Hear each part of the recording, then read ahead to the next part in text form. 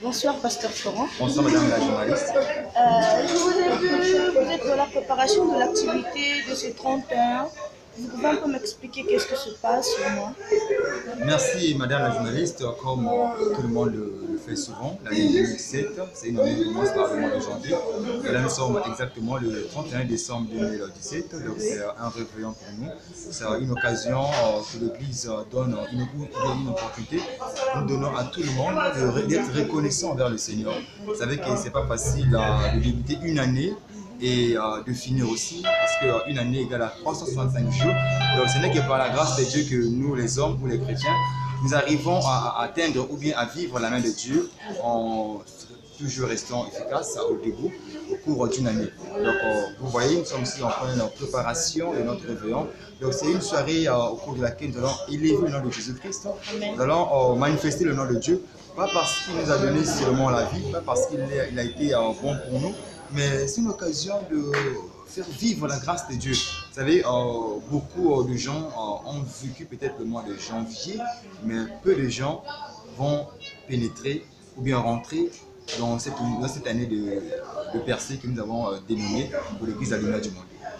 En parlant de reconnaissance, qu'est-ce que vous pouvez remettre à Dieu en tant qu'action de grâce ou témoigner la grandeur de Dieu de l'année 2017 passée? Parce que selon ce que je viens d'entendre, c'est que l'année 2017 a été l'année de l'accomplissement des promesses. Selon vous, quelle a été l'expérience que vous avez passée avec Dieu en cette année 2017? Je sais qu'il y a plusieurs témoignages. Déjà, le souffle de vie, c'est un accomplissement des promesses, parce qu'il a dit qu'il vous protégera. Mais qu'est-ce que vous avez retenu de marquant qui a marqué votre année 2017 pour venir ce soir glorifier la grandeur de Dieu?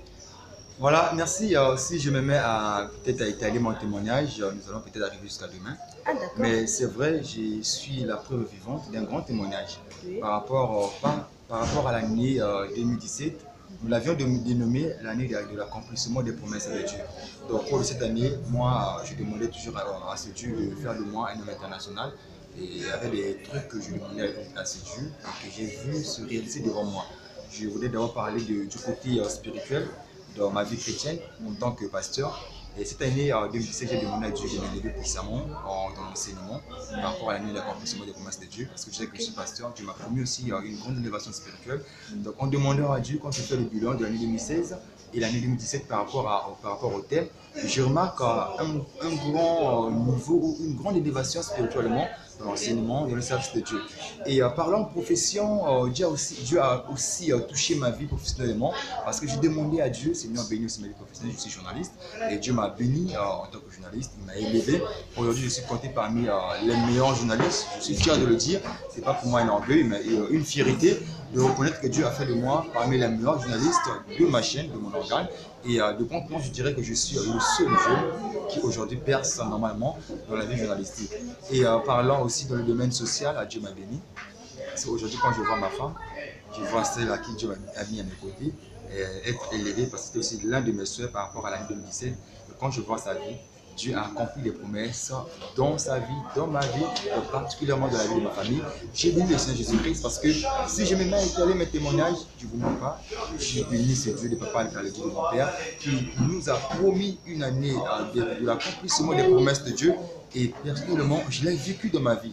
Financièrement, spirituellement, professionnellement, j'ai vécu tout ce que l'homme de Dieu, mon père, avait dit. Parce que je me rappelle encore, le 31 décembre 2017, il disait que cette année, c'est pour vous une année d'accomplissement des promesses de Dieu. Donc, pour certaines personnes qui ont négligé les paroles de l'homme de Dieu, celui que j'appelle mon père, je crois que ce soir, l'année 2017 va finir, ils vont regretter. Mais moi, je témoigne parce que Dieu a fait de moi de grandes choses par rapport à l'année 2017. Et là, je rentre encore, permettez-moi d'anticiper. Voilà, c'est l'année 2018, l'année du percé. Nous allons percer encore avec le Saint Jésus-Christ.